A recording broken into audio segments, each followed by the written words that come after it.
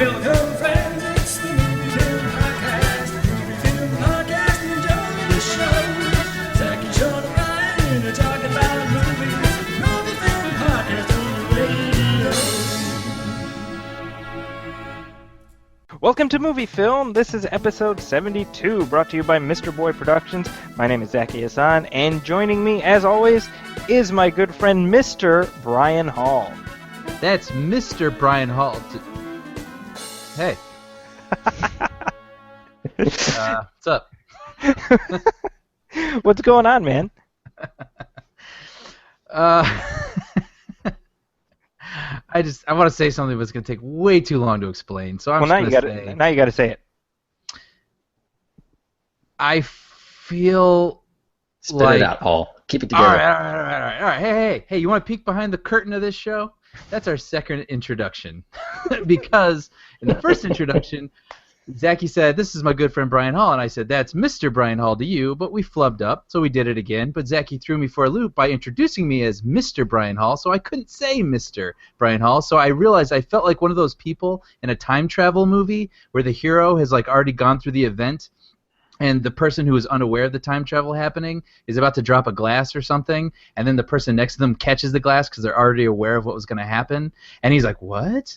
and realizes it looks like something's happened that he's not quite sure he understands, because, that's how I feel right now. Welcome to Movie Film.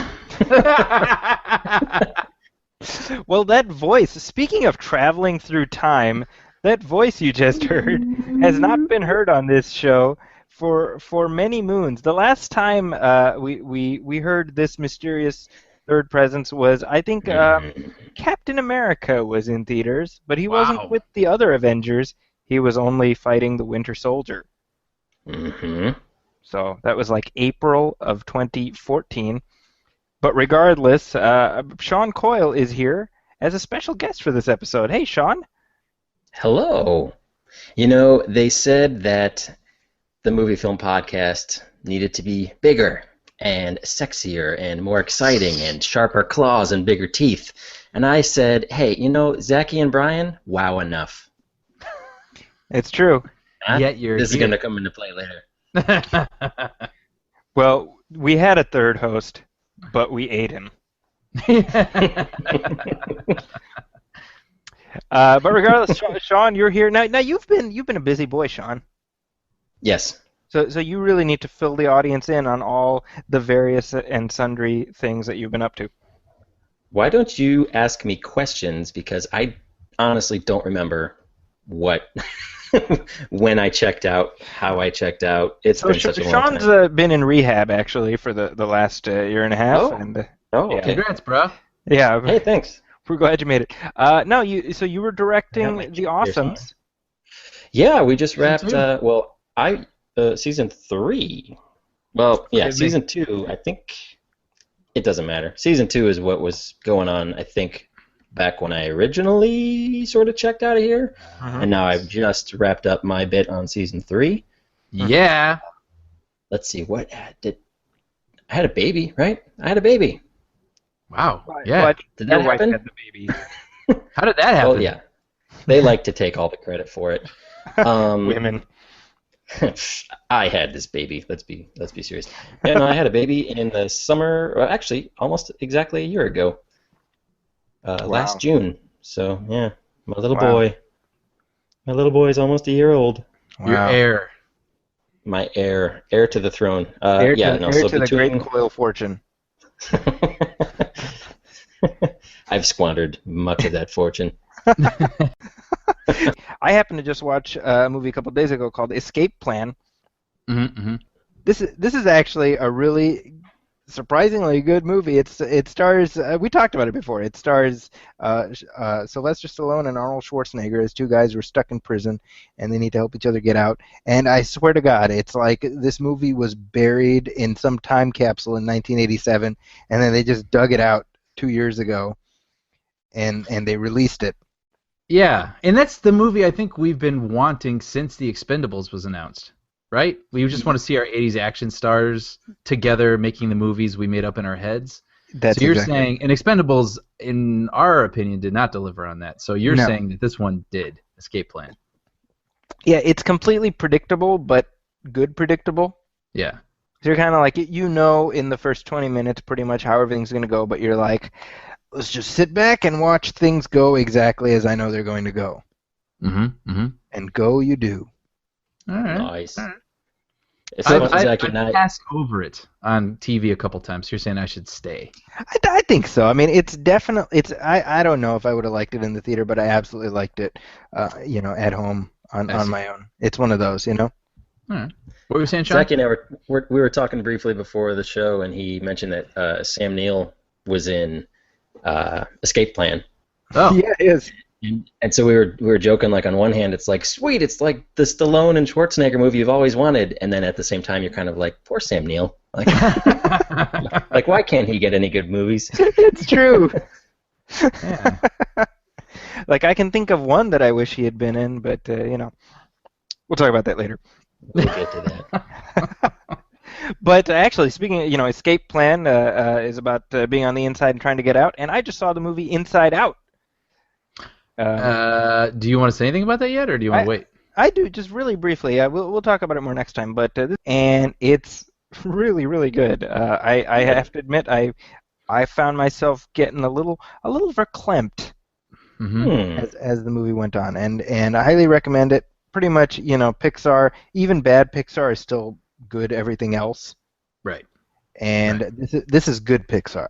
Well, it feels like it's been a while. I don't think they've made a bad movie yet, but they've made movies that haven't lived up to what we expect from them all the time. Well, they've right? made So you think this is a return two to Cars movies, and really only half a Cars movie was warranted. You know, but Sure. but you know, I mean, overall Pixar, you're gonna get a baseline, and this is ahead of the curve. So, thumbs cool. up. Good. I'm glad to hear it. Yeah.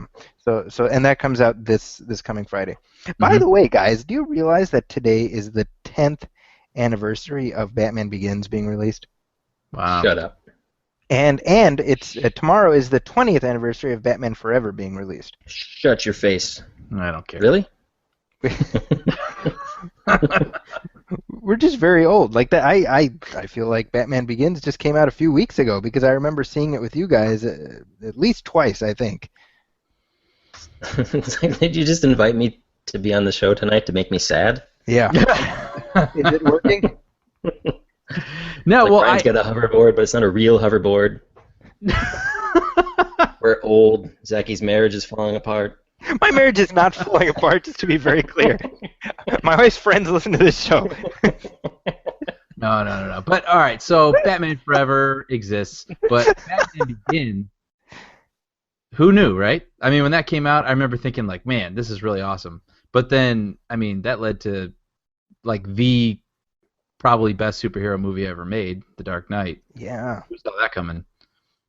Well, and it's weird because, you know, that was just before sort of the, you know, the Marvel Studios onslaught. So when you were looking for, like, a credible, quote-unquote, serious superhero movie, that was it. That was what you looked at. You know, and I have to say, I mean, my love for that movie has only grown as time has gone by. Like, in many ways, it's my favorite of those three. Yeah, I think, you know, I adore the first half of that movie. I think the second half I like.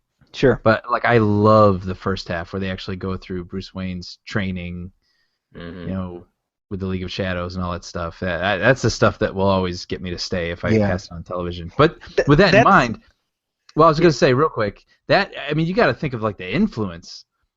I mean, we got to talk about that. The past 10 years have been influenced by that movie. I mean, even James Bond, the James Bond franchise itself has been steered in a direction because of that movie. Right.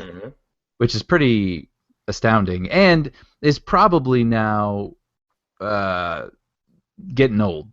Like, movies need to stop trying to be The Dark Knight because The Dark Knight was the best version of that. Is Batman Begins the first hard reboot? Like Ever? I mean, not ever, but like of the modern era, let's say.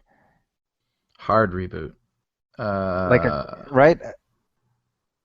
I don't know. Maybe. Let's just say yes because we can't think of it. It feels like With Sean on the show, we're gonna cut like 30 minutes out of this thing. This is great. Well, it feels like Normally because- we're like, well, I know. Let's follow that train of thought wherever it may go, and we frolic through the field. Stop Yeah. thinking. No, because before Batman Begins, I can't think of a movie where they just and in a relatively short time where they're just like, you know what, let's just restart from the ground up. Sure. Oh, I see. Yeah. Because after Batman Begins came Casino Royale, which, I mean, think about it. There had been 20 James Bond movies. Batman Begins comes out and is successful, and they're like, hey, why don't we do that? Right. And then, well, there's a great article for people that are interested in the Hollywood Reporter. If you look up Batman Hollywood Reporter, search within the past week, there was an article about all the Batman movies that they tried to get off the ground after Batman. Yeah. And I remember that in real time. Yeah. A lot of, I mean, some of them sounded kind of interesting, but they were all. Nolan's was the only one that was, of its kind. Like, there was everything else tried to like still tap into the whole Schumacher thing while kicking Schumacher out. Like, they wanted to keep Clooney and Robin and all that stuff. Yeah, the work with the continuity that they'd built. Yeah. So I mean, in hindsight, this is one of those things where you're always like, it's obvious now that we know everything, but at the time, it's really hard for me to imagine how did they give the director of Memento the keys to Batman? Right. How did that happen? I still can't figure that out. Well, I mean, I think that when Batman Begins came out, there weren't a lot of expectations for it. Yeah. I think, because they had, the Schumacher movies, well, not even the movies, his last movie really kind of torched the bridge, Mm-hmm. Like they had effectively ruined the franchise with Batman and Robin, and so it was like, well, what have we got to lose, Mm-hmm. But I'm glad they took the risk because the Schumacher movies are basically unwatchable. I mean, I don't know. Have you watched either of them recently? I have It's on TV. Yeah, you I've got got kind of a soft spot for a little bit of a soft spot for Batman Forever, mainly because of the soundtrack. Sure. Like, that was sort of a very definitive summer. Sure. Sure, you had the U2 song, and Seal, I think, was on there, right? Yeah, it was kind of like Offspring. that. Yeah. It's sort of that, like, glorious 90s era where, like, all these different styles of music sort of, cross paths and, everybody could enjoy everything. Well, it's funny because when you, like, I just, by happenstance, I saw the video for Kiss from a Rose the other day. Mm-hmm. On YouTube, and I'm just like, why would you put this in a Batman movie? Right. Yeah. And it's like Seal singing in front of the bat signal, Yeah, that's right. So weird. Hey, Superman Returns, was that after? Superman Batman Returns was Begins? after. That was the following year. I remember that because they had the teaser for Superman Returns in front of Batman Begins. Oh. Yeah. And that was attempting to be a sequel. That was attempting to take all the pieces. So Right. We're old. What's next? Hey Brian. So did you end up seeing Spy? I did see Spy. Oh, you want me to talk about it? I saw if the urge Spy, strikes, yeah. which is the good Melissa McCarthy movie. That I don't believe that creature exists. Singular. No. Yeah, I went to this thing. I'm gonna give full disclosure. It was free. Okay. And I was like, sure, why not? And I like Paul Feig. He's done good things. And Melissa McCarthy, I thought was really funny in Bridesmaids, but I just have not enjoyed her in anything else she's ever done. And it's not because I don't think she's talented. Like, I really believe she's a talented actress and a comedian. But to quote some other people, she's the spice in the stew. You know what I mean? You don't make a stew that consists of just one spice. That's just too much of one thing that is not pleasing to the palate. But she's very good, when she's surrounded with other things as well, which is exactly what Spy does with her. And I think that's why it works so well, is because it also has Jason Statham, who has a more substantial role than I think the trailers led on, and he's actually really funny in it. They have Rose Byrne. They have Jude Law. Yeah, I mean, she's like a part of a cast, a menagerie of people in this, and I think it's perfect. And they also scale her down a little bit, because I think Melissa McCarthy can drive me nuts when they let her just like improv. Right. Because when she improvs, all she does is like curse and talk about how she's going to hurt people. Yeah. And so they sort of scale that back in this and actually have her be a character and act and do what she does best. And I actually thought it was an enjoyable movie. And for our tastes, I'm not going to tell you guys to go out and see it in the theater because I don't think you guys will really want to do that. But if that's something that your wives want to check out on Redbox, I don't think you're not going to enjoy it. So. Well, there we go. Yeah. And have you seen anything else recently? Did I? I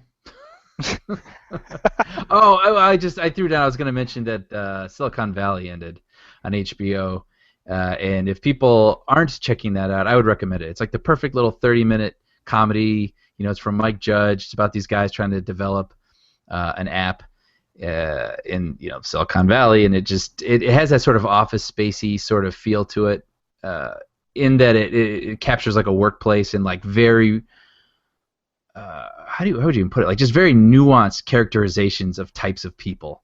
I mean, that's what Mike Judge does best, and that's what this show is. And I just really, really enjoy it. It's super easy, goes down light, and the season finale lived up to what it's been so far. So yeah, I recommend people check it out. I keep meaning to watch that show. I hear nothing but good things. Oh, it's so funny. Yeah. And it just feels different. Like you can't compare it to any other comedies. It just feels like something from Mike Judge, and that's the best compliment I can give it. Yeah. We'll have to hope. Yeah, check that out. Let me know what you think. I'm hoping to. Fingers crossed. Well, we have obviously our big movie to discuss, but before we do that, I figured let's knock some headlines down because we got a few things to talk about. Knock them out the box, Zach. Knock them out. So Brian, we talked about Tomorrowland last time. I'm here too. Shut up. Come on now. Did you listen to that me too. episode, Sean? Include me. Did we include you in this conversation? Go ahead.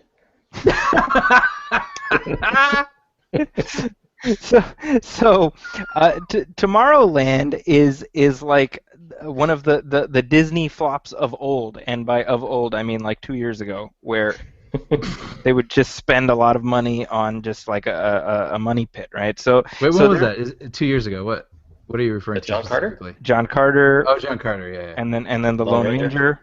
Oh, yeah. Right.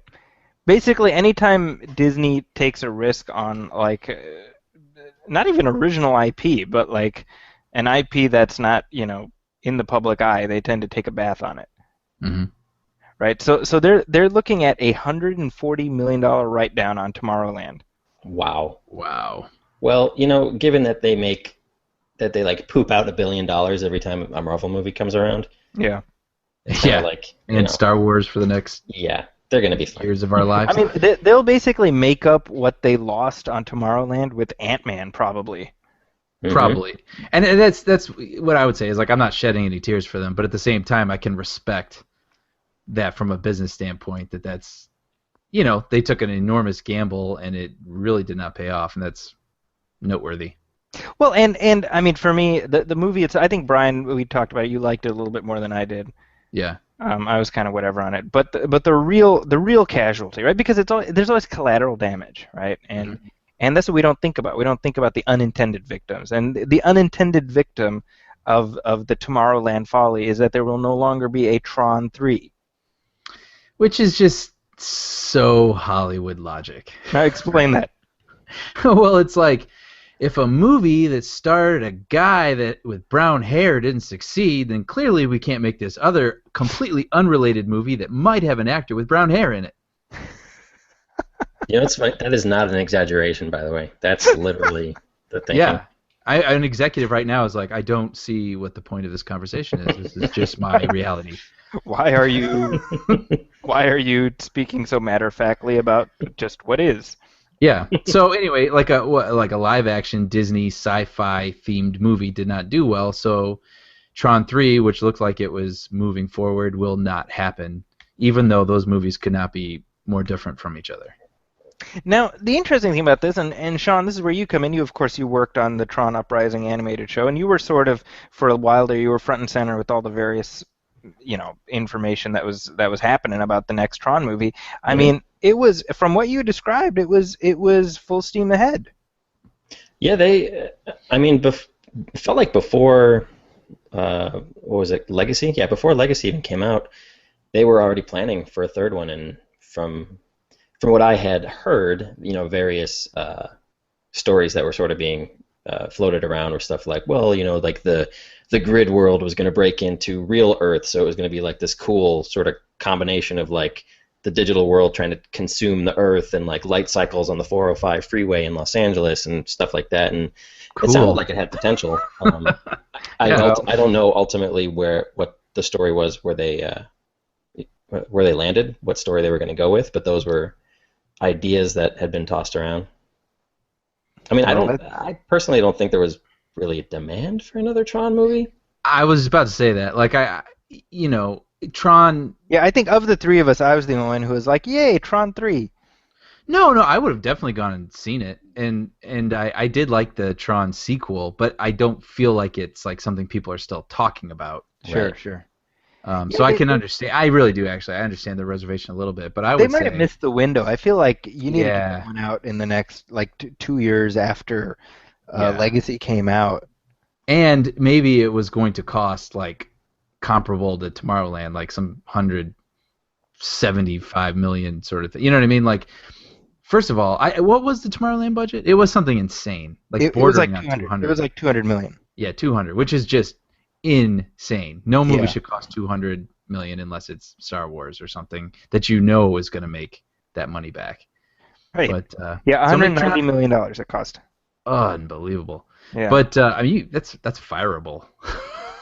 Well, that's. I mean, look. I mean, doesn't Brad Bird take the bullet for that? Yeah, I mean, well, because he wrote it too. Yeah. Yeah, but he won't, and he probably shouldn't. I mean, it's too bad because he's proven. You know what I mean? His next movie. Yeah, I mean, I don't mean let's go out and shoot Brad Bird. Just to be clear. Oh, yeah. Well, Sorry. I was just trying to talk you down. But no, but I mean, the thing is, I'm sure they won't spend that much money on something, Yeah. that's not a tested name. Well, I mean, and speaking of that, I mean, Disney just announced that they're doing a Maleficent sequel. So why not? Yeah, and it's like well, there's a tested name because that one it cost 180 million, which is a lot, That is a but lot of money. it made 760 million worldwide. Well, but why does it need to cost that much money? That's a well, okay. Well, let me ask you. I mean, how much is okay? I mean, I don't know. I mean, obviously everything's different and stuff, but it's like we've seen movies that have costed far less that have put far more on the screen. Yeah. I mean, even San Andreas, like, obviously there was some shoddy stuff going on in there, but there was a lot that looked pretty damn good. And that was not a bank breaker of a movie. Not by any means. Yeah. Yeah. So, I don't know. Yeah, I it mean, can't be done. I think it just matters how lavish they want to be, Well, I mean, we've said this before. I mean, too many of these movies, they're spending Return of the King money on Fellowship of the Ring. Right. Exactly. And just so the listeners are aware, like, to be clear, not all of the budget goes towards the production of the movie. A lot of times, like, you're catering to the stars and you're catering to the names and you're throwing extra money and back end deals at people that, like, is Angelina Jolie worth like $20-30 million to do a Maleficent sequel? No, but she's probably going to get that kind of money. Well, honestly, probably she is, because arguably she's a big reason why that movie was as big of a hit as it was. So it's like, of that $200 million, let's say, like, it's not $200 million that goes into the actual, like, physical creation of the movie. No, and it also pays for, like, if they're shooting out of state away from home, I mean, they fly home every week on a private jet to their families, and the movie pays for that. So it's all sorts of crazy things. Yeah. But Hollywood. What are you gonna do? It upsets us because we're all, I think, artists and creators at heart. So, like, the business end of it is really frustrating. But there's so much, like, statistical analytic stuff that goes into how these movies are made now, where they're tracking things like, not far off from what Brian said earlier, where it's like, do we like movies with guys with brown hair or blonde hair, or girls with big boobs or small boobs, and it's like all this stuff. That's all these, like, stupid things that go into, like, it's like a checklist basically that all these it's a a lot of matrix. these studios, and it is, Yeah, and it can it's be like a they're little trying to. disheartening. It's basically what Netflix did with House of Cards, but on a grander Yeah. scale. Where it's like, okay, people like, these actors X, Y, and Z, and they like these kind of stories, and it's like, let's just mush it all together, and throw it, throw a title that exists already, even if it like the Gem and the Holograms. It's like Right. It's like, let's just name it something that people are familiar with, even if it has nothing to do with The property it's based on.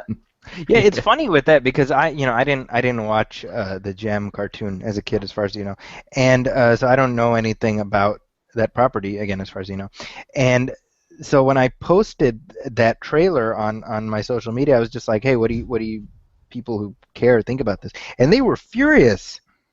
Yeah. Why They were- waste the energy? Sean, I feel like you've gotten even more jaded and cynical in the year and a half since we Well, last move down talked. here, Zachy. Join us. You get jaded and cynical too. It's not cynical. It's wisdom. Social media has destroyed a lot of things for me. It's just like the worst of the worst seem to come out on social media. People just want to hate. They just want to hate stuff. Brian's going to edit this show, right? We can go down a rabbit hole real quick. Yeah, go for it. This is all in, so it all stays in. I was listening to the radio this morning, and they were talking about because the NBA finals are going on right now, and they were talking about how so many fans hate LeBron James. Right. And a lot of fans say, like, well, it's because we see him everywhere, and he's got all this money, and he's got all these endorsements or whatever, and it's this sort of like revisionist history where they compare it to Michael Jordan, and it's like people today don't realize like Michael Jordan was all over the place, like he was everywhere. It's just, but like we didn't have like we didn't have the means to like know what he was thinking 24 hours a day, and like with the whole Tom Brady New England Patriots deflating the football kind of thing. A friend of mine at work has a 10-year-old nephew who was a huge New England Patriots fan and huge Tom Brady fan, and then this story comes out, and like all over the news, all over social media, all over whatever, it's like, he's a cheater, they cheat, he's a cheater, they suck, they cheat. And it's like this 10-year-old kid is like, well, no, I hate him, and I'm going to throw away my jerseys and stuff like that, and it's just kind of like, it became this conversation about like how LeBron James is a good guy. Like, he does good things, and he doesn't screw up in his personal life. And it's like, we need positive role models and heroes like that. But it's like people refuse to acknowledge like all the good things that celebrities or sports athletes, like social media refuses to believe or refuses to acknowledge the good things that people do, which is really frustrating. But it's much easier to criticize and absolutely hide behind your Twitter handle or whatever. Yeah. And that's the reason you should all go see Gem and the Holograms. I think. Prove you're not a hateful person. Go see think Gem that's and the the Holograms. point that Sean is making. No, and we can get to this, later too. Like I read, I sort of glossed over some blurbs about Jurassic Park, and I was curious about like why people didn't like it, and it's just like the stupidest stuff comes out, and it's like, come on, really? Like, who cares that the dinosaurs don't have feathers? Like, who gives a shit? Like, it's like, pay your $50 and go, eat popcorn, and it's like, have a good time. Although I really do think that should be the pull quote on the posters.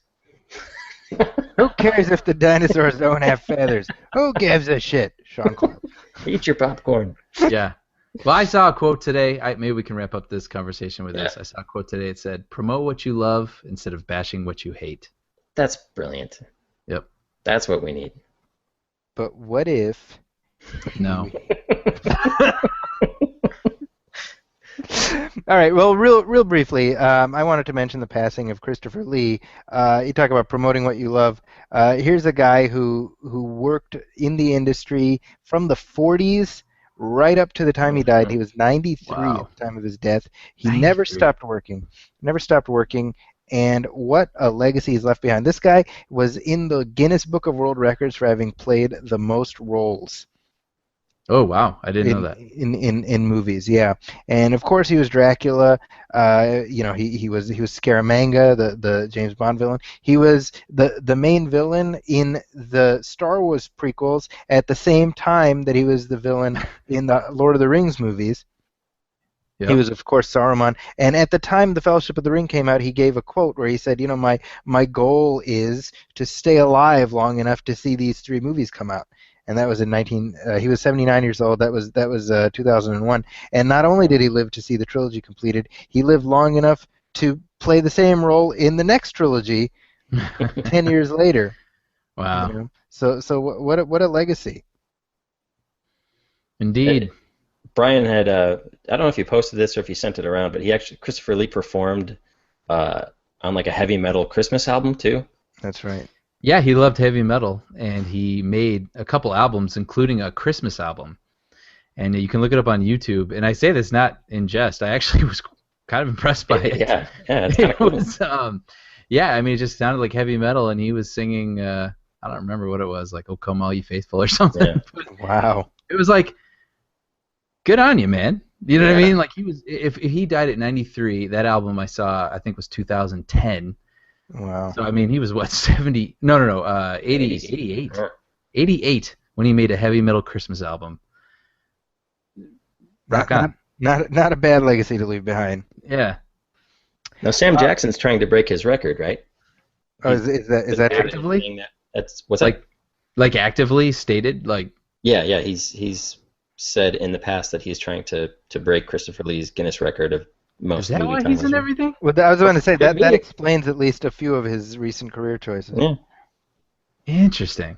Mm-hmm. Well, I think, I mean, he's done a few movies that certainly call into question, the wisdom of that goal, but No?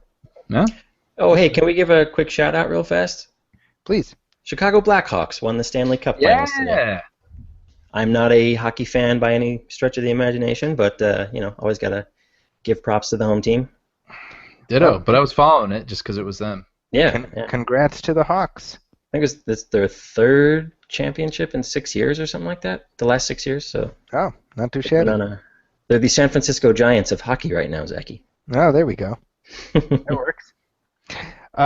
Real quickly, and Sean, you're here for a good time for this conversation. The Gambit movie, which is actually happening. They now have they've got Channing Tatum starring in it. Now I've said this before. I really do, and Brian, I think we talked about this. I really do feel like Channing Tatum kind of accidentally backed into this franchise. Because meaning what? Because my theory about this is that, you know how these days everybody's doing a superhero flick, so Channing Tatum was probably doing press for some movie or other, I don't remember, and somebody's like, oh, would you ever want to play a superhero? Like, who's your favorite superhero? And he's probably like, he knows like 3 different superheroes. He probably watched the X-Men cartoon when he's a kid, so he's like, I like Gambit, I guess. And the Fox people heard that, and before Channing Tatum even realized what had happened, he'd signed on to play Gambit. It could be. Could be. I really do feel like that's what happened. But regardless, this thing is happening. It's coming out next year, and they now have a director signed, and it's Rupert Wyatt, who last directed Rise of the Planet of the Apes. Mm-hmm. Mm-hmm. So actually, he did The Gambler, that Mark Wahlberg movie also. You're right. That's right. Why did I think that was David O. Russell? I don't know why I thought that. I don't know. No, yeah, you're right. It's Rupert Wyatt. That's right. I will go to see the Gambit movie if they have the Gambler song from Kenny Rogers in the soundtrack. Well, it makes sense, right? Because he has his cards. Can you imagine Channing Tatum as Gambit, like dealing cards and singing that song to people? Well, now he has a Cajun accent, right? I don't know a whole lot about this character. So he's going to have to be doing like a Cajun thing, right? Yeah, I can't wait to hear. Actually, I don't know if he's supposed to be Cajun, but I honestly don't know how true to that they're going to be. Well, I mean, Taylor Kitsch played Gambit in the X-Men Origins movie, and I thought he did well, actually. Yeah, well, He's a bright spot in that movie. Between then and now, he became like walking, talking box office poison. Well, he's on the new True Detective. Yeah. Right, and if his bad luck holds, he'll like kill that show too. Not even because I don't have anything It against remains to be seen. I don't know. I don't have anything against Taylor Kitsch, but to be just reading the tea He's leaves, had a string of bad luck. for he's sure. had some unfortunate, Mhm. granted, I think 9 misfortunes. we all could have probably warned him not to do the Battleship movie, is what I'm thinking, but Sure. Oh my God! Have either of you seen that movie, by the way? I've seen it. No. You've seen it? I've seen it, yeah. Okay, yeah, I'm not wrong, right? That like Peter Berg is trying to out Michael Bay yeah. in that movie. Yeah, it's in fact there was a video that somebody did. Brian, did I watch it with you? I can't remember where somebody actually did showed visually how he tries and fails to be Michael Bay. I kind of It's- remember that. Yeah. The movie is ridiculous. I'm not going to spoil it. I got to spoil one moment because it was so like it's all this Michael Bay stuff and it's so overwhelming. And then there's a moment sort of near the end where like they realize they have to like sort of unearth, not unearth, but like revive a warship that's been, like just docked for the last 50 years since World War II.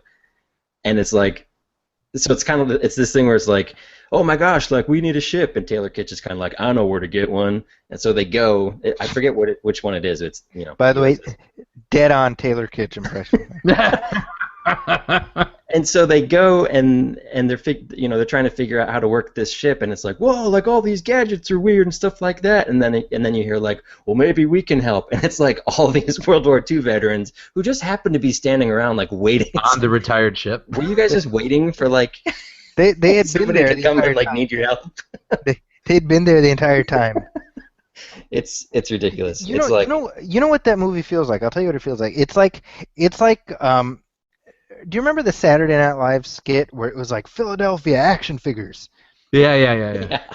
That's what this is. It's like Michael Bay's Battleship, where you're like, why would you make like the Right. improv- The game Battleship.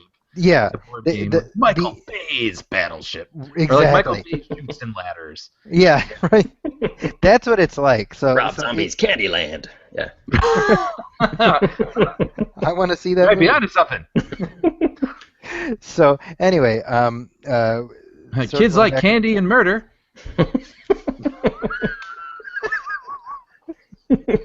Makes sense to me. So Sean, now of the three of us, you're probably more of a Gambit fan than either of us. Are you interested in this? I'm curious as to how it's going to tie in, if at all, with the what's it called, the X-Men Apocalypse movie. Mm-hmm. If in the trailer, if at any point Channing Tatum says, "I'm the Gambits, yo," I'm sold. I'll be there. I'm the Gambit, y'all. I'm curious because are they going to introduce him in X-Men Apocalypse and then give him his own movie, or do you know? To sort of roll Well, the time. timing-wise, it's there's- Deadpool, Apocalypse, and then Gambit. So Okay. So he'll be in Apocalypse. One would assume. maybe teased.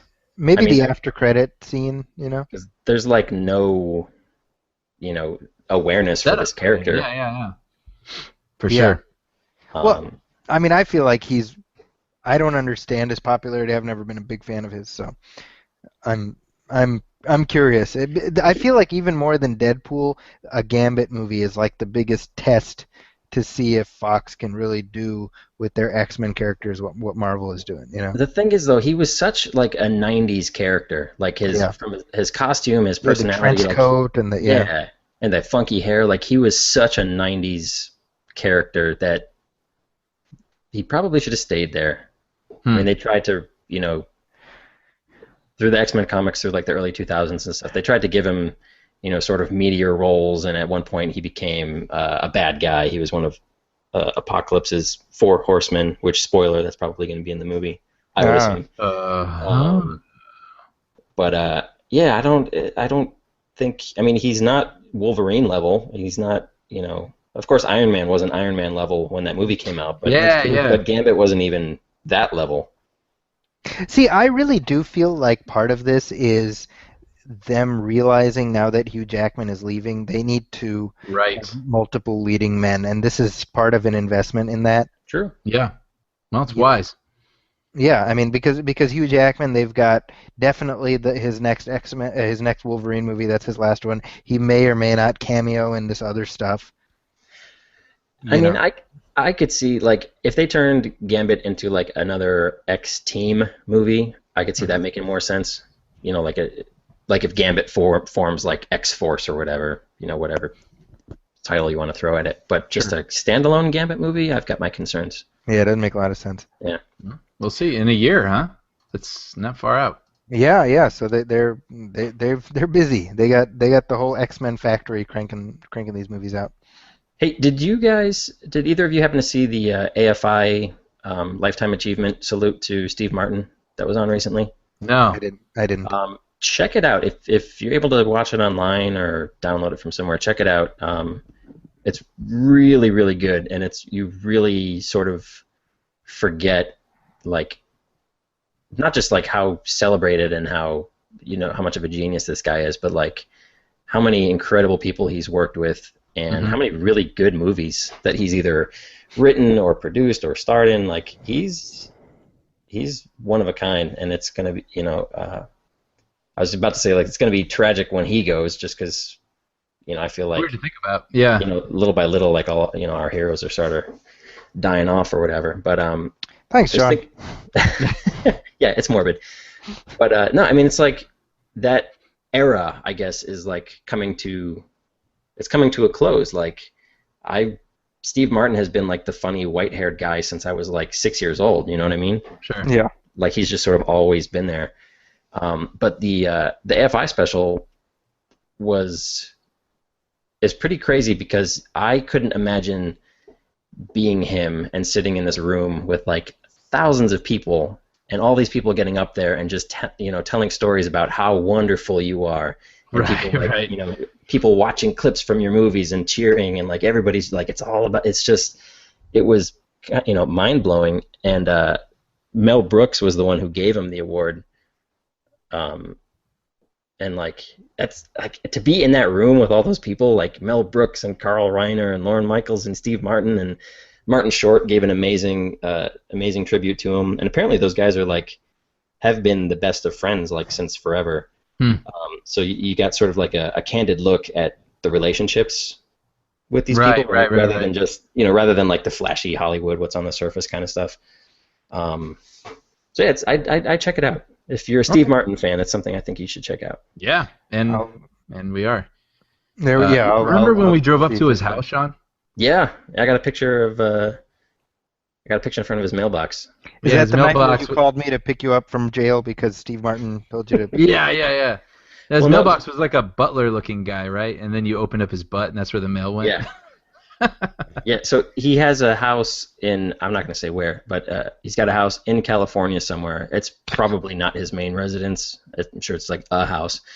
But he's got, like, movie memorabilia was on his lawn. There was his lawn, yeah. Yeah, there was the car from The Jerk was in there, and something, I forget the others off the top of my head, but there was like just a bunch of like Steve Martin crap like scattered on the lawn. It was pretty funny.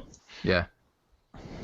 Nice. Well, real briefly before we get to the main event, I did want to talk up a trailer for a new movie that Brian, I know you and I have been looking forward to. What's that? The Martian. Oh yeah. Looks good. Well, let's play some of the audio for that. At around 4:30 a.m., our satellites detected a storm approaching the Ares 3 mission site on Mars. The storm had escalated to severe, and we had no choice but to abort the mission. But during the evacuation, astronaut Mark Watney was killed.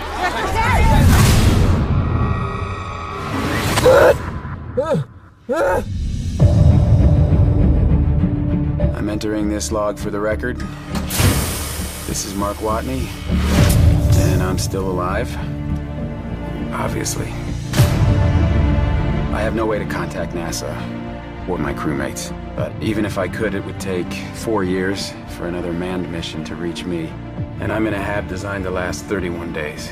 So, in the face of overwhelming odds, I'm left with only one option. I'm gonna have to science the shit out of this. Okay, so So Brian, I mean, we've I think the last time we talked about this, or the first time rather, was last fall, after you had given me the audiobook, and I blazed through it, and I've been excited to hear anything. I remember at one point I texted you a picture of like Matt Damon on the set in like his spacesuit. Yep. And it has a little name tag, and I'm like, it's Mark Watney! Where Watney lives! it's like the equivalent of like, look, it's Christian Bale in the Batman costume. We were like that about Matt Damon wearing a spacesuit. It's very funny. Now the trailer looks friggin' amazing. Yeah.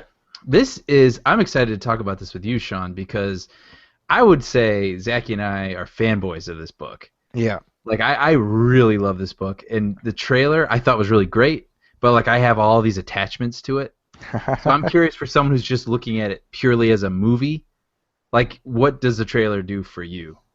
Well, I have the folder on my desktop right here that says The Martian. So this is the audiobook, which I haven't listened to yet. But that trailer knocked my socks off. I want to see it. Hell yeah, I want to see it. Yeah. I could usually Matt Damon. I could take him or leave him. I got nothing against the guy.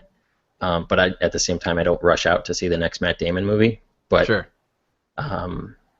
It just looks intense and interesting, and like I want to know how he survived for all those days, and grew food or plants or whatever on Mars. And well, I'll tell you one thing: science the shit out of it is going to become my new catchphrase.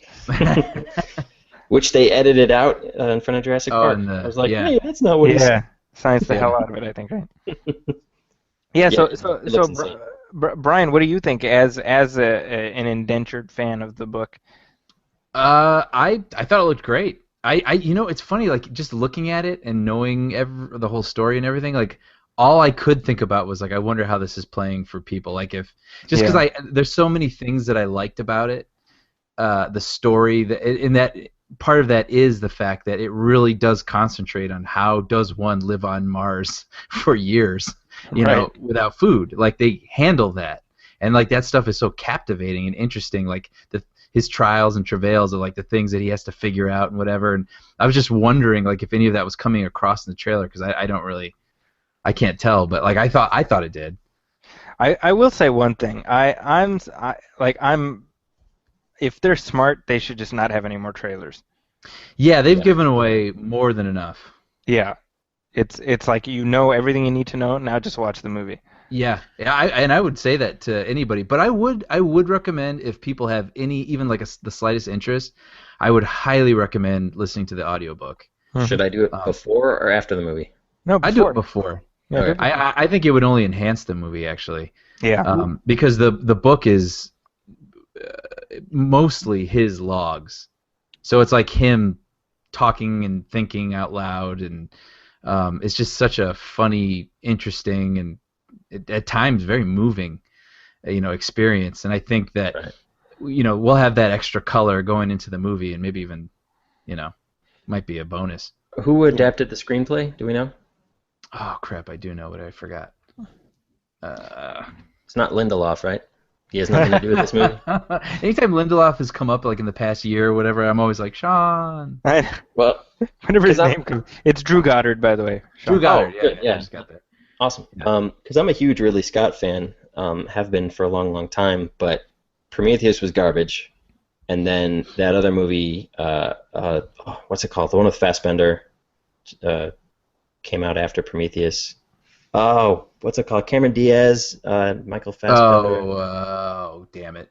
The that Counselor. One. Yeah. That was a mess. Have either of you seen that? No. I've heard it's terrible. That movie is a mess. Really? It doesn't even. I mean, aside from like maybe the camera work, it doesn't resemble like a Ridley Scott movie at all. I don't know what that was. So yeah, he's 0 for his last 2. So I'm curious to see. Curious to see what he does with this one. Yeah. Well, it's interesting because it was supposed to come out around Thanksgiving, but now it's coming out October 2nd. So so that seems like a vote of confidence. Yeah, I think so. And also, it's kind of wise because I really do feel like this has the potential to be a big crowd pleaser. And I think, instead of getting it tangled up with a bunch of other movies that are going to, draw large crowds, like why not put it somewhere a little bit further out and give it legs? Yeah. So The and further that's away where from Gravity Star came Wars, out. the better. So Yeah, it's good. Yeah, Gravity did well in that same time slot, same release date, right? yeah, Yeah, so that makes a certain amount of sense. yeah. Well, speaking of Star Wars, Brian, do we have any Star Wars news? Well, we weren't planning on talking about this, but I saw E3 is going on, which is like big video game conference, and they showed footage from the upcoming Star Wars game Battlefronts. Mhm. Okay. And this is the Star Wars game we've been waiting for our whole lives. Wow. Like, seriously. Like, this is like when we were kids and we played a Star Wars game and it involved locations and characters you didn't care about. And you're like, why can't I just play on Hoth? This is that game. And I got to say, I watched the trailer this morning and I was like, oh, man. Like, I cannot wait to play this. So Nice. anyway, that looks really exciting. But also, we found out that Forrest Whitaker is going to be in the Rogues movie, Star Wars Rogues. So which he's is, gonna be an X-wing pilot with the call sign Lazy Eye. Oh. Wait, I said Rogues. Okay. Rogue One. Rogue One is what I should have said. Mhm. You're right. I'm way out of line. Yeah, and the quarterback from Fast Times at Ridgemont High will be a part of the crew. So I'm looking forward to that movie. I think we talked about the plot line before. It's on JoBlo.com. They actually had an article where they got into some of what to expect from that. yeah, And, it's perfect. This is if they're going to be making a ton of more Star Wars movies, this is like the perfect idea of where the direction they should be headed. yeah, with these Filling in the anthologies. gaps without kind of messing things up, and I don't know. Yeah. Speaking of filling in the gaps, what would be a gap filler Star Wars movie that you guys would like to see? Well, I mean, the one they keep talking about is like the young Han Solo one, which I'm not opposed to. That'd be tough. It's tough Yeah. to catch the young Han Solo. Well, here's what you do. You cast your young Han Solo, and then you sign him up to be the new Indiana Jones at the same time. That would be Mm. something. You kill two birds with one stone. That would be kind of interesting. I mean, that will likely happen. So they're going to recast Indiana Jones and they're going to recast Han Solo. Would that be weird? Like a guy playing a young Han Solo and someone else playing Indiana Jones? Like, would that be hard for our brains to reconcile? Maybe. I mean, yeah, that's right. I mean, realistically, it is going to be two different actors, and yeah, that's definitely like there's that part of us that's used to them being the same, but then maybe not. I mean, I don't know. Yeah. You know what I'd like to see? Hmm. I'd like to see a sitcom where like Yoda moves back to Dagobah, Mm-hmm, mm-hmm. and it's kind of like an Odd Couple thing where he moves into that hut and he's got the crazy roommate, and it's just like a sitcom about all the swamp creatures and I'd like to see that. Yoda readjusting to his non-Jedi days. Yeah. I've said here before, I want to see a prequel that builds up to the traumatic head injury that Yoda suffers, which leads to his backward speaking. So the whole time he's like this slick ladies man, and then That could happen on this show. He could be hanging a clock and he slips on the tub and he falls. And... so that's we lead Did you up. watch that last night? Was that? I talked to a lot of people today who watched Back to the Future last night on AMZ. Oh, it's always playing up here. Yeah. It's always. See, it would be about the planet. You can call it Dagobah. It'll be like Gotham. Oh, okay. Oh, okay. Sure. Yeah, that makes sense. And you could call it As Days Go. Ba. It's go by. These are the days. Well, Go by. we were going to talk about Jurassic World, but after that, I think leave on a high note. So, For those of you that are still here, all right. So let's move on to the big release, and what a big release this is. We're talking of course about Jurassic World, and this. Now we have been talking about Jurassic World on this show. It feels like basically from the time we started doing the show. Like that's how long we've been tracking the progress of this fourth movie. So it finally came out this weekend, and it ended up. I mean, this is actually, from my perspective, as somebody who follows box office tracking and stuff, and I have for a while, I've never seen anything like this in my entire life, where yeah. the tracking estimate just kept going up and up and up. on just to put this in perspective, on Thursday, before the early previews and stuff started, they were predicting between 115 $135 million weekend. Yeah. Which is not. I mean, that's impressive. That's nothing to sneeze at. By Friday morning, it became 155. By Saturday morning, it became 175. By Sunday morning, it became 200 million. And as of today, it's the number one opening weekend of all time, 208, almost 209 million dollars. Just domestic. Just domestically. Internationally, we can add in another 315 million. So this is the biggest global opening of all time. Period. So. Full stop. Why do you think that is? That was going to be my question for you guys. How did this happen? I believe it's a couple things. I believe, one, I think there is superhero fatigue happening. And people are just dying to be thrilled by people that don't have capes. And I think, yeah, that's A. I think B, there's a big brand awareness, right? Like Jurassic Park is beloved. And not only do you have all the people who loved the first movie coming back out for it, but you have them taking their kids, like you did. Right. Zachy posted this really adorable picture on his Facebook where it's him and his son, and they're both wearing Jurassic Park shirts. And they're going to the movies. And I thought that was so cute because it was like you were like the kid when the first one came out, and so you're just as excited for it now as an adult, and now you get to take your kid. So it doubles up the audience. Yeah. So I think all those things sort of factor into it. And I mean, it's a pretty decent flick. Right. So then, do you want to say C is repeat viewings? Because when we were kids, and I've said this on the show millions of times, that is the movie I have seen most in the theater ever. I was so enamored with that movie when I was a kid. So do you think that happened to kids? I don't know that repeat viewing necessarily factored into this opening weekend, although I'm sure they are. They will. Right, I'm sure they're coming. I think that word of mouth was through the roof for this. Right, it was all over social media. Yeah, I mean, people checking in. It was like I had an entire page of check-ins. Yeah. Yeah. So, do we want to offer our non-spoiler thoughts about the movie? Yeah, let's give our general thoughts at first. All right, so Sean, why don't you take point here? All right, well. When you see a movie like this with dinosaurs, dude, this movie was tons of fun. What? Anyone who's seen the first one knows what. No, I know, Mr. Dina. Yes, we understand the joke. Yes. This movie was tons of fun. My expectations were way low, just because of that, mainly because of that clip that they released, where it's him and Chris Pratt and Bryce Dallas Howard talking outside of that hut or whatever it was. The bungalow scene, which oddly enough in the movie you're kind of like, oh, okay, I get it. Yeah. I get the relationship. But seeing it before the movie, you're kind of like, I don't care about this. Show me something cool. So aside from that, it was just, it's fun. It's a fun movie. I don't think it tries to accomplish anything more than what it is. It's just a big, loud, smashy, fun dinosaur movie, and I appreciate it. Fits in with the first Jurassic Park? Like, does it comfortably rest next to it?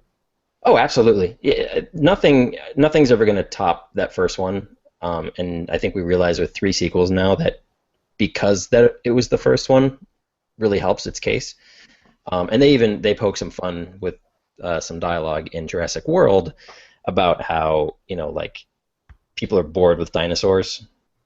So it's like, how do we make them more exciting? And it's like, that's kind of your mindset going into this movie. It's like, how can we make Jurassic Park, exciting again? But it was. It doesn't break any new ground, really, but it's a lot of fun, and I was happy to be along for the ride. Yeah. Brian, how about you? Now, we as is per our custom, we haven't talked about this at all. Yeah. So I'm very curious to get your take. Well, I love Jurassic Park, and I know it like the back of my hand. It's one of those, sort of movies I don't even, when people ask me my favorite movies, I don't even cite it. It's almost like ubiquitous. You know what I mean? It's just one of those things that you just, I don't know. And I feel like it truly is one of Spielberg's best. Yeah. You know what I mean? Like, he is so on point he's firing on all cylinders with this one. So anyway, when I was seeing the trailers for Jurassic World, I was getting a little nervous because it looked pretty CGI heavy. Mm-hmm. And as Sean said, when they put out that clip with Pratt and Howard, it was sort of feeling a little flat. And Jurassic Park, say what you will about how complex the story is, but at the very least, it had great characters. And you really they had arcs and journeys, and I was a little worried that these were just going to be sort of like, oh, and then we got the stuffy woman, and then we got the cool guy, and then we got the. So I just I went in, like Sean said, with pretty low expectations, but I was pleasantly surprised that I thought all the things that I felt about it, were not concerns for me when I watched them. Like the effects, actually, I thought like pretty darn good, actually. Yeah. The characters, we can get more into details later. They weren't. I felt like they were one polish away from being great, one script polish away from being great. But at the same time, I appreciated that they did try to have characters. You know what I mean? Like they didn't just rely on like, look, we're just gonna throw in a couple actors and we're just gonna throw dinosaurs at you for like 2 hours, because that would get old. And I actually revisited The Lost World this past week before I went, and which is also directed by Spielberg, I should note. And people don't really like that one. That one isn't really. I'm one of the few defenders of that movie. Well, I'll say this about it. It wasn't as bad as I thought it was in my mind as I remembered it. But the problem with it, I would say, is this: the set pieces are A+. I mean, the action in that movie is A+, but the story is who gives a crap, and like the characters are like who gives a crap. Like none of the actors are interesting, none of the story is interesting, but it's a good thrill ride. And that doesn't make for something that you remember. And so I really appreciated that with this one. They're like, no, like we're not just going to have this conceit of like a park open. Like they're going to actually try to engage you with these people and bring you on this journey with people, that you're invested in. And I thought they did an admirable job of doing that. And it was just fun to see people chased by dinosaurs again in a great popcorn flick. So, well, sorry, real quick. You bring up an interesting point there, Brian. Do you think you were vested enough in these characters that you could are you going to see this movie again in the theater? Are you going to see this 3, 4, 5, 7, 8 times, however many times you saw Jurassic Park? No, you know what though? But I was 13 when I did that. See, and that's right. That's a big part of this, is that it doesn't need to be for us what Jurassic Park was, because we had Jurassic Park. Mm-hmm. Yeah, and it's hard to say, because would this be that movie for me at 13 without the first Jurassic Park? Like, I don't know. But the first one... You know what's interesting, though, Brian, is that... sorry, I don't mean to cut you off, but I think this dovetails with what you're saying.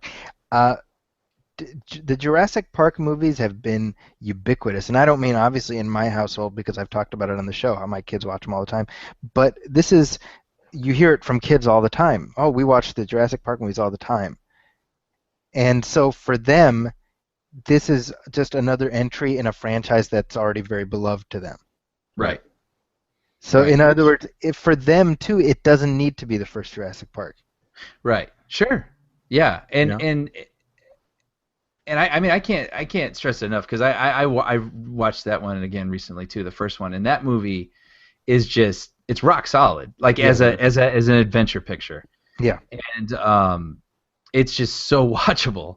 And like, I even just caught, just flipping the other day, I caught that Tyrannosaurus Rex overturned truck sequence. Yeah. And it's just like perfection. It's adventure filmmaking perfection. And what that movie does, though, is it just hums. You know what I mean? Like the whole thing, one thing leads to another, leads to another, leads to another, and it doesn't. It's relentless and it's entertaining. And I'd say with this one, there were little bits, that would drone on a little bit. Like Vincent D'Onofrio plays sort of a villainous character, and I heard in another review he could have been lifted out entirely from the film, and I don't disagree with that. So I think this movie doesn't hum as well as the first one, and I mean, obviously everyone's gonna be like, well, of course, yes, of course. Like, let's put the fact that it's a good Spielberg movie out of it, but like, yeah, this movie doesn't move as swiftly as I think it could, but I do feel like the fun that's had makes up for it. Mm-hmm. So that's and we can get more into that later. And again, the characters too. I feel like I said, I'll say it again. Like I feel like I really admire that they actually try to flesh out these characters and give them, arcs and obstacles and whatnot. I don't know that they entirely accomplished what they were setting out with them, and that's a bummer because it feels like it was very close. And I think that if they had polished those up, it would have made the movie even that much better. But again, I not a bad time at the movies, and I would see it again. Actually, if I had the opportunity, I would happily go see it again. Yeah, as would I. Which is, it's kind of like the mark of a good movie is, used to be like, would you buy this on DVD? Sure. Or would you see it again in the theater? And lately, that it's become more rare that would happen. But I would definitely see this again. And going back to something we were talking about earlier. The people that I'm not defending Jurassic World as a perfect movie because it does have holes, and if you want to be like a super nitpicky movie snob about it, like you can, rightfully so, pick this thing apart in a lot of areas. But like if you can't find enjoyment or fun in this movie, then that's a you problem. You know what I mean? Like not a perfect movie by any stretch of the imagination, but like it is really, really good and really, really just a lot of fun to be had at the movies this summer. So, well, Zachy. Well, Sean has a check from Universal on the way, so Sean, don't spend it all in one place. I said this in my review. My biggest problem with it's funny actually because when I went to my press screening, this is the one I've been looking forward to the most, and I posted a picture of the poster, and I'm just like, it's finally here, and I was genuinely just so excited to be in the theater watching it, and it was like the IMAX size screen, the 3D, the whole thing, and it was a great experience. And my co-host of my other show, Pervez, left a comment where he's like, I predict disappointment, but you won't be able to say that, Like you won't be able to convince yourself, And Sure. it's funny because I was worried about that. Right. Mhm. I was worried about Phantom Menace syndrome, as I call it. Right. And I didn't feel that. I still don't. I've seen it twice now. The concerns that I had at the beginning are still the concerns that I have now, which is that the characters are a little thin. Right. Chris Pratt as Owen Grady, what we know about him is that he's a badass who was in the Navy. Right. And it's a little bit of Brian, what we talked about with San Andreas with The Rock. Right. Where we start out best seeing at his him, job. he's the best that there is. Yeah. He's the badass, and that's what he is the whole movie. Yeah. But here's I remember us talking like last week or the week before about how you take somebody like Aaron Taylor Johnson and you plug them into something like this, or like a Jai Courtney, and they don't add anything to Yep. their characters, right? Yep. You take Chris Pratt and he makes the character alive. Right. The same way The Rock does with kind of a nothing character in San Andreas. And so for me, it's like, I would have liked a little bit more, but I'm glad that it was Chris Pratt in there because I just can't help but like Chris Pratt. Mm-hmm. Mm-hmm. And so, it's cool to have him in there. But, I mean, I couldn't help but contrast his character's movement in the film with, for example, Sam Neill as Alan Grant in the original one, where he has a genuine arc. Mm-hmm. Yep. He goes from hating kids to becoming this father figure. Right. His area of expertise is he's, the most knowledgeable about dinosaurs on the planet, but yet all of that expertise doesn't mean anything when he comes into contact with real dinosaurs. Right. Yeah.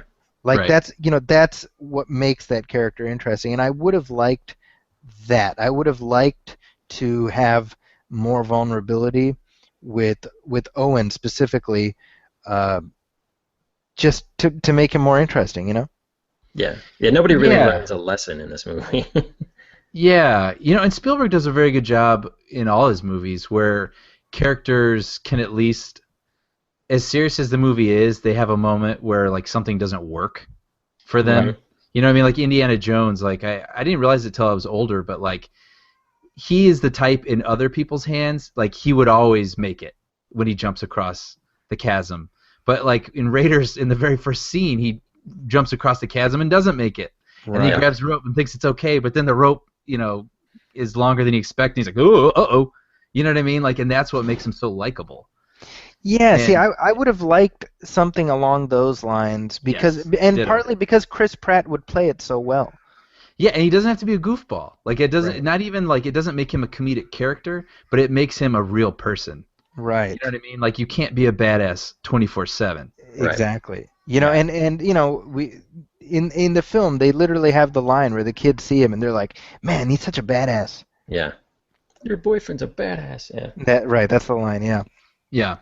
And even Bryce Dallas Howard's character, she starts as this sort of stuffy, office, businessy person, and then she has to go out into the muck and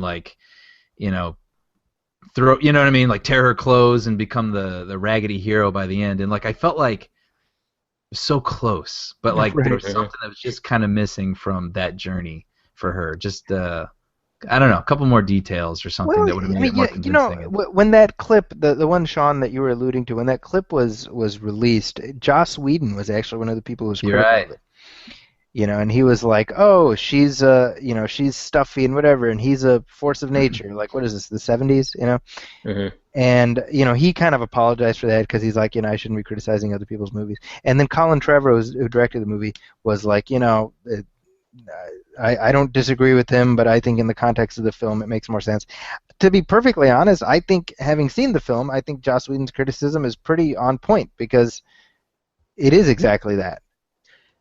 It's interesting because I had that in mind when I was watching the movie, and the fact that she gets the last word in that scene, I was like, oh, well, there it is. Like that's how they justify it. Like she's got the last word with a little smirk, and then she walks away. She's like, put on a shirt that doesn't smell or something like that. Yeah. Okay. And it's like it's kind of a cop out, but it's like that. I feel like that you could sort of tell that maybe that was like a studio note or whatever. Like, no, well, I'll just give her the last word. It's good enough. Like, context be damned, like. Sure. What'd you guys think of the brothers? So I thought the actors were fine. I didn't mind the characters. I do wonder if there was anybody working at the park, because they're getting into stuff where you're like, shouldn't you have somebody just keeping an eye on stuff like this? Yeah. I would have liked them woven into the narrative more tightly. Sure. Because their plot line for about 2/3 of the time is entirely separate from everything else going on. Right, and we should note then, if you haven't seen the movie, they play nephews of Bryce Dallas Howard's character who works at the park, and they're out to visit, but she's too busy running the park to spend any time with them, so they run around this park, and then, per the trailer, as you've seen, they get into shenanigans. Yeah, and it's worth pointing out here, by the way, because Sean, I know you and I were talking about this off mic. They are looked after by Bryce Howard's assistant, who's she's a little bit surly, maybe not the most pleasant person, but we do need to go spoiler wall here. Yep. This is okay, folks. We're about to spoil this. No, okay. Well, we've got our general thoughts here, so you can take those to the bank.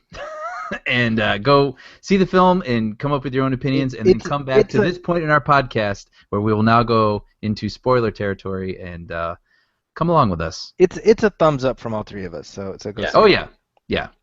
But so at about 2/3 of the way in, there's a pterodactyl rampage, as people are being mauled by these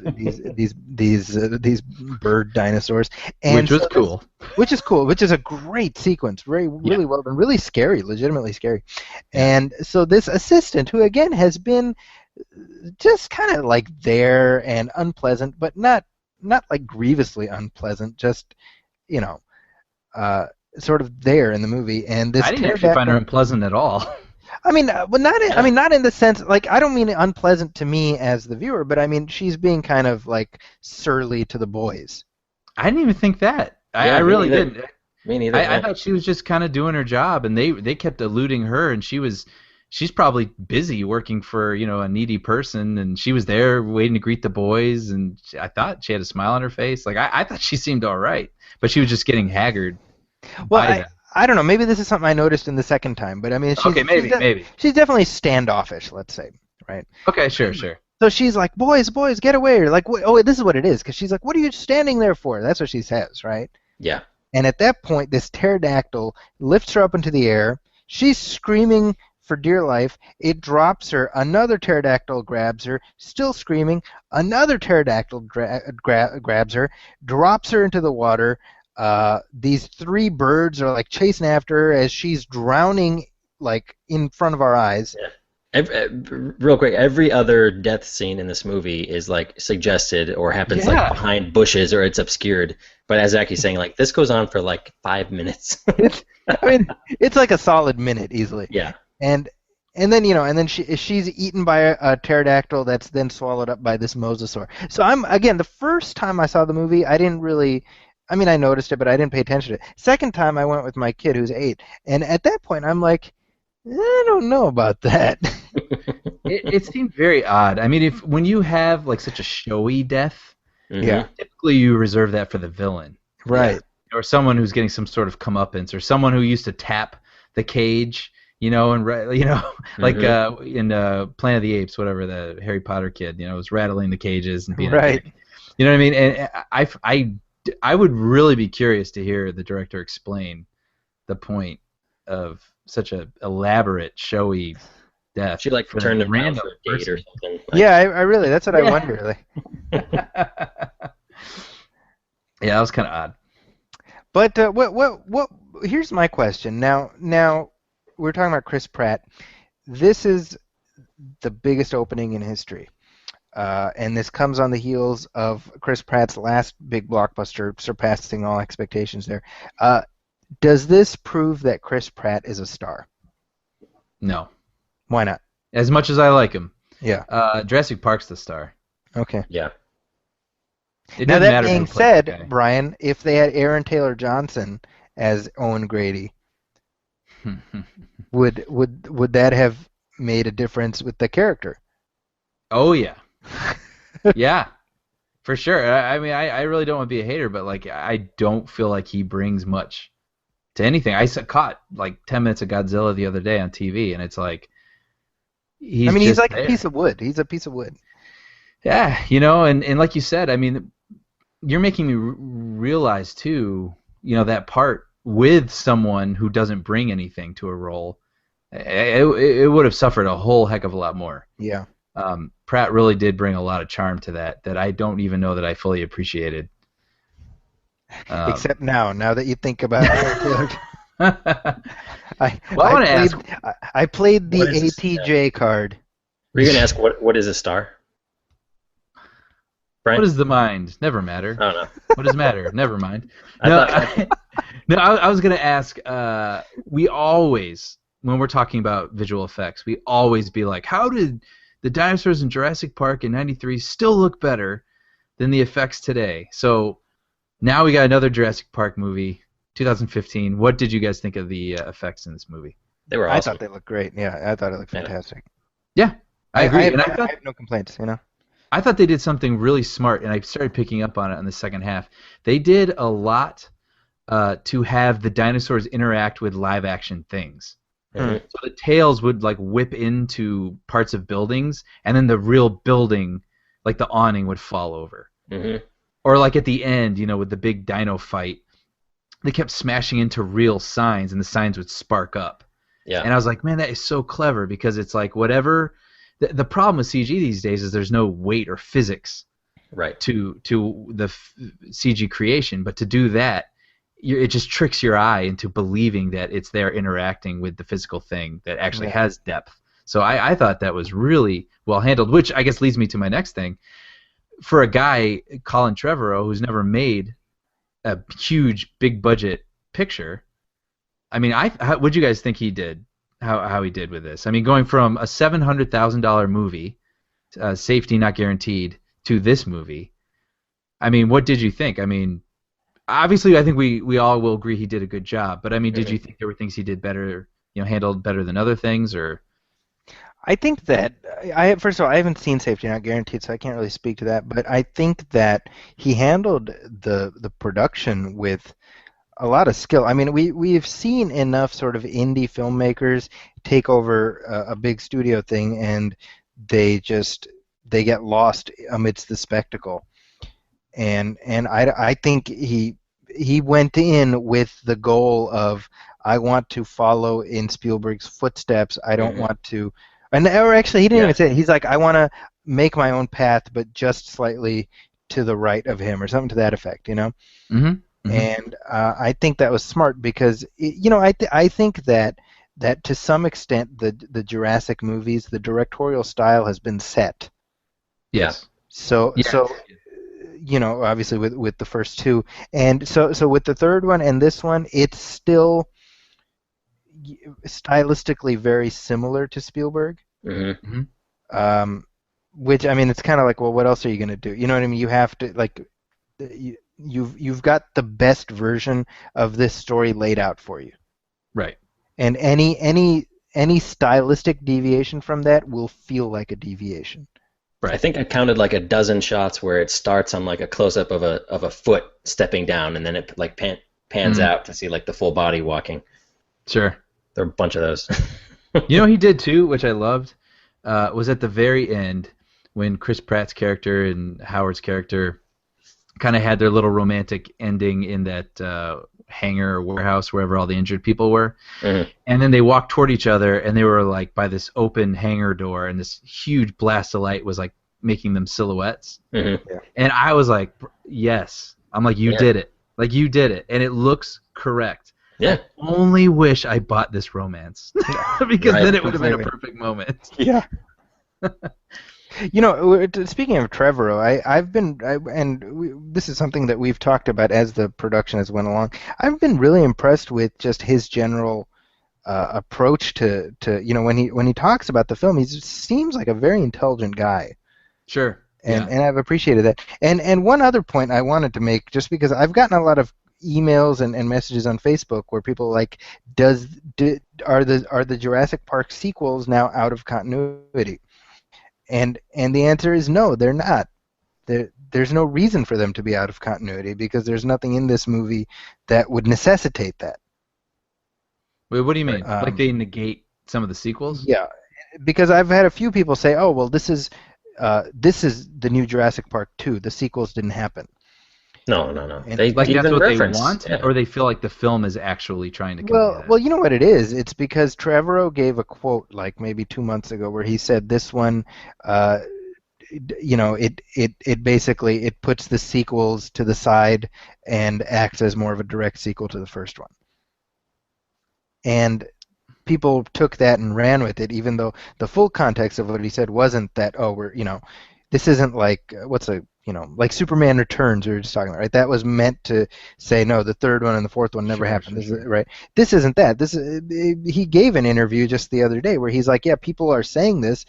That's not what we mean. The second one and the third one, we refer to them. They're part of the canon of this universe, but we're just, the events of those films don't have any role in this, which makes sense to me. Like, it's just funny, right? Because we're at a point now where, at least for me, I'm like, can we not do a ground-up reboot? Can we actually have a canon that's inclusive of other stuff? Yeah.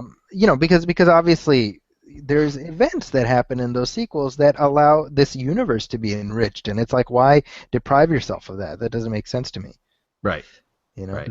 There was, this changes the topic a little bit. There was a write-up on CNN where these present-day dinosaur experts were talking about what a wasted opportunity this movie was in terms of like updating, what science has proven about dinosaurs. Like the fact I mentioned earlier, the fact that like dinosaurs don't have feathers in this movie and things like that.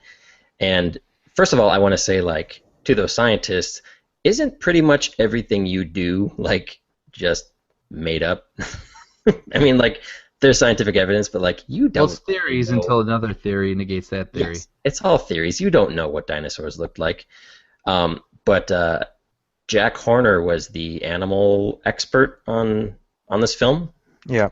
Who, as he's been for all of them. Yeah, And he came out in defense of that article, and he was basically like how we all feel. He's just kind of like, relax, like it's dinosaurs, like stop, like shut up. Well, you know? you know what's funny is that Trevorrow actually gave an interview where he talked about this, and he said like, look, he's like the Velociraptor specifically, the version of Velociraptors in these films is, out of all the dinosaurs, probably the most scientifically inaccurate in terms of their appearance and whatnot. Right. And he made the point, he's like, we're locked in to some extent to the versions that we've seen thus far. Yeah. But he's like, you know, there's room to start moving in that direction because of what they're doing. So he's like, we can start here and end up there. And then his point is like, beyond which, in the context of these films, they're products. They're manufactured. They're mutations. Yeah, they're not Right, you know? pure dinosaurs. Yeah. Right. Yeah, you know. And actually, I mean, that obviously that's a good place to start talking about what comes next. I mean, obviously there's a little bit of a sequel tease here when we see BD Wong being airlifted out, and you know, the whatever they have planned next, you know, with these dinosaurs. First of all, we can agree that the opening weekend was kind of a once in a lifetime situation, probably, right? Where the next one will probably not open like this. Right. But they're going to expect it to. I mean, it'll open strong. I don't know if it's going to be. I honestly thought the $200 million was going to be White Whale. Like I thought Avengers was kind of a special case. Mm-hmm. That even the second one was not able to catch up. So I was just like, oh, we're not going to see another $200 million movie for a while. It never occurred to me that this one would steal the crown. Right. Wait, so Avengers 2 had that? Well, remember, Avengers 2 was not able to get it. It made something like Right. 190, if you remember. Okay, 190. So then this one, and then, I don't know. You know, it made only 190, Brian, so it was like a... Yeah, well, I was going to say, but, you know, we can assume Star Wars will do pretty well.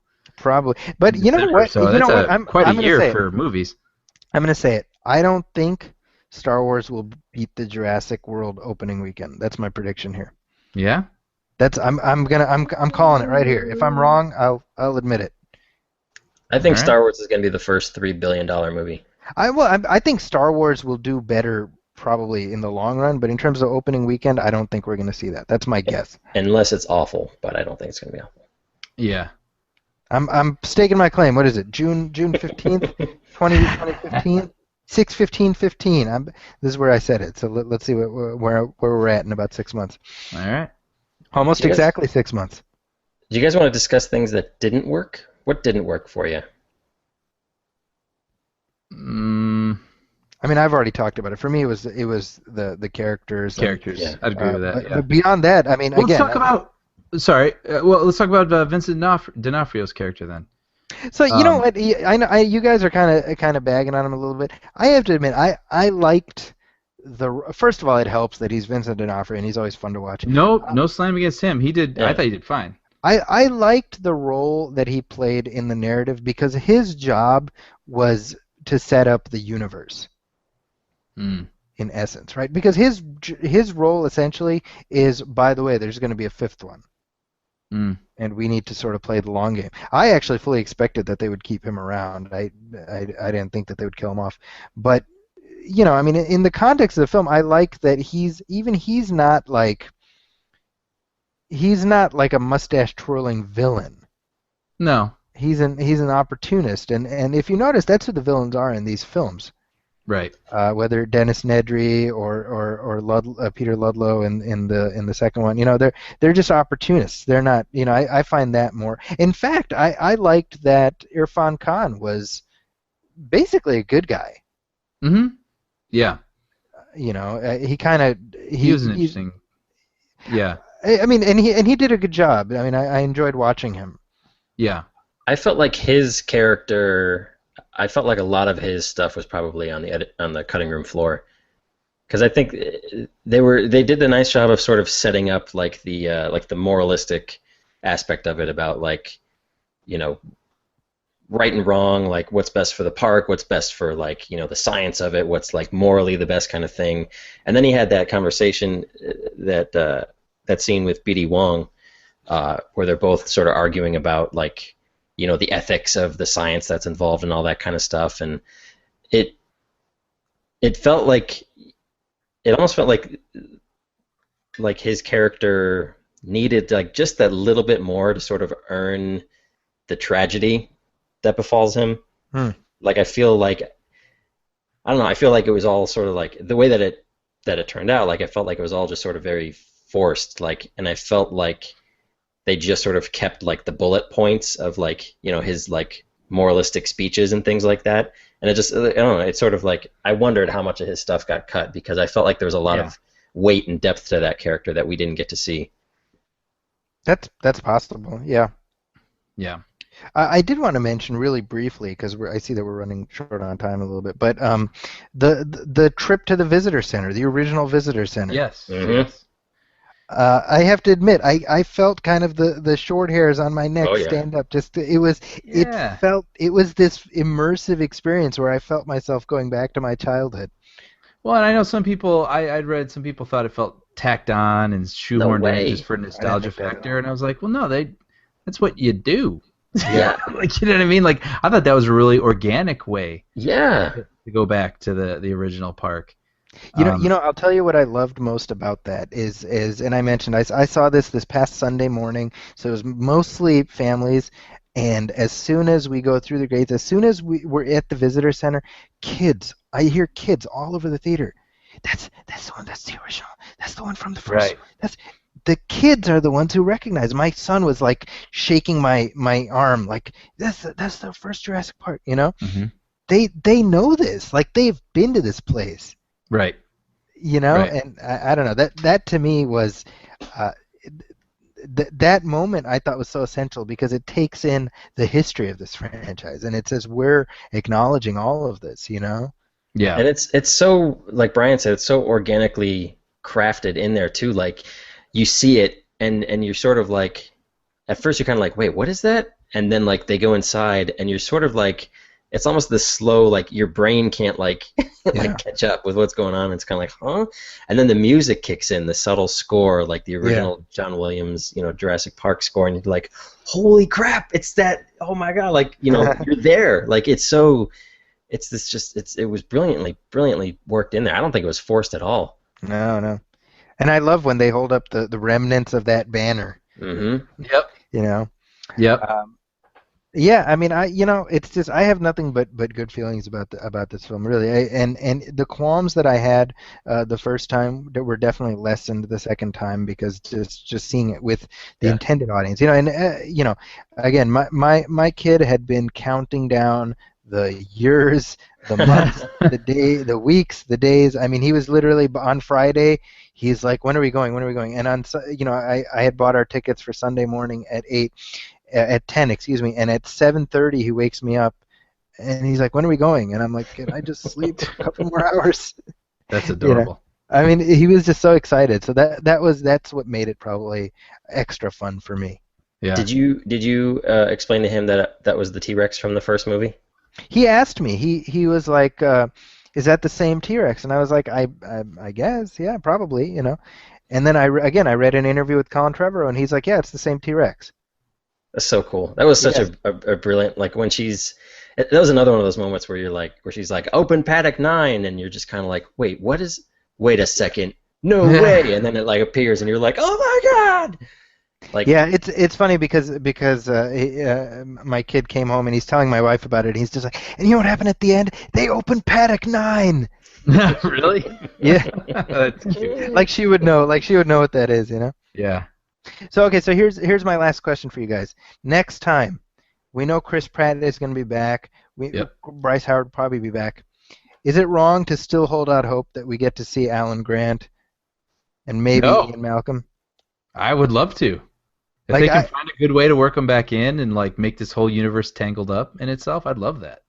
So, Brian, dare I say it? Is it time for a Marvel-style expanded Jurassic Park universe? No, because that would mean like a movie about Ian Malcolm in New York somewhere doing something else. I only want to see it in the park. There you go. His jazz band, right? Yeah, that's right. It's funny, actually. Speaking of brief tangent about Jeff Goldblum, I saw a picture that Dean Devlin tweeted of himself and Jeff Goldblum on the set of Independence Day, and it's like, David Levinson is back, and I'm like, I don't care that David Levinson. I'm like, I think you're way more excited about this than we are. Steve. I think Zachy and I talked about this briefly off mic. Like, I'm curious to see where they go because I did like this movie so much, but you do run that risk of like that sort of that Die Hard syndrome where it's like, how can the same stuff happen to the same guy twice? Like, like how can you? Yeah, that's true. How can you keep weaving Chris Pratt and or Bryce Howard like into these different stories without it? How do you keep making Jurassic Park stories? Yeah. I mean, well, you know what though? I think that they're setting in motion plot threads in this one that expand this beyond. I mean, there's no Jurassic World anymore. It does not exist, obviously. Right. InGen is presumably going into bankruptcy, but the dino embryos are still out there, and they're talking about using them for warfare and stuff. I can easily see Jurassic War or something like that happening next. And I'm not saying whether that's a good thing or a bad thing, but I mean I could see that happening. Given Chris Pratt, given Owen's like A, his military background, and B, his specific expertise training raptors, I can see a more organic way of weaving him in, for example, than an Alan Grant. Right. Sure. Now, Zachy, Yes. would it blow your mind if say like the third Jurassic Park sequel, say it gets to the point where dinosaurs then become the advanced species on this planet, and it somehow turns into the old ABC sitcom Dinosaurs, and like that's the ultimate end game of the Jurassic Park franchise is that Not dinosaurs, the mama. Not the mama. like the baby raptor at the very end of the last Jurassic Park. As long as we get the ending of the franchise being the same as the ending of that TV series, The most morbid ending. which is the main characters dying in the Ice Age. As long as that happens, I'll be Look happy. it up on YouTube. It's amazing. It exists. Go find it. Yeah. But with that, that's a good place to wrap things up. I mean, we're all pretty happy with how Jurassic turned out. So I think for me, it's bring on the fifth one. Yeah. And by the way, this has been a very, very good year for Universal between Furious 7 and Pitch Perfect and 50 Shades of Grey, which did very well. So they're riding high right now. They're actually challenging Disney. I think at this point they're beating Disney. Wow. Well, that'll change come December, I'm sure. But still, hey. Yeah, they're doing well. Good product so far. So is the ice sculpture at the Universal Christmas party going to be like Vin Diesel riding a Tyrannosaurus? Right. With like a whip. doing the cup song or whatever they do in Pitch Perfect. Right. All right. With that, Sean, where can people find you online? Online. Moosehub.com. Moosehub.com. There we go. And of course, The Awesomes is on Hulu. Please do check it out. Seasons 2 and 3 are the ones that Sean directed, and he has lots of other fun stuff in the works as we speak. Season 2 is available currently. Season 3 debuts, I believe, at the end of August. There you go. So cool. Keep it peeled on Hulu. It's a great show, so check it out. Brian, how about you? Where can people find you online? You can find me at moosehub.com. And The Awesomes Season 3 is coming out August. So actually, Brian, it's worth pointing out your Bob's Burgers comic is due out very soon. Yeah, I wish I had an exact date, but it's sometime in July. When I do have the date, I'll mention it. But I saw the solicitation copy, and there was Brian's name there, and I tittered a little bit. Yeah, thanks, man. Yeah, it was exciting. Looking forward to it. You grabbed your what? And are you on Twitter, Brian? I am at Everything Brian. You're on Twitter? Yeah. Get out of here. He's basically not on Twitter, but I joined Twitter in 2007. So there. I'm just remembering what I bring to this show, that I would never let it end. I don't use it much. But a couple seconds ago, though, Brian, were you doing that full circle, like, time travel thing again? Time traveler thing from the beginning of the show? Oh, Musab? Where you were just reporting? Yeah, repeating. yeah, exactly. And you can find me. I'm on Twitter. I'm at Zacky's Corner. That's at ZAKIS Corner. That's also my website, zakiscorner.com. I'm also at the Huffington Post, where my movie reviews go up regularly, as does this show. And as far as this show, you can find us at moviefilmpodcast.com, as well as facebook.com/moviefilmpodcast. Please do hit us up, hit like, hit us, give us a star for rating. all that stuff?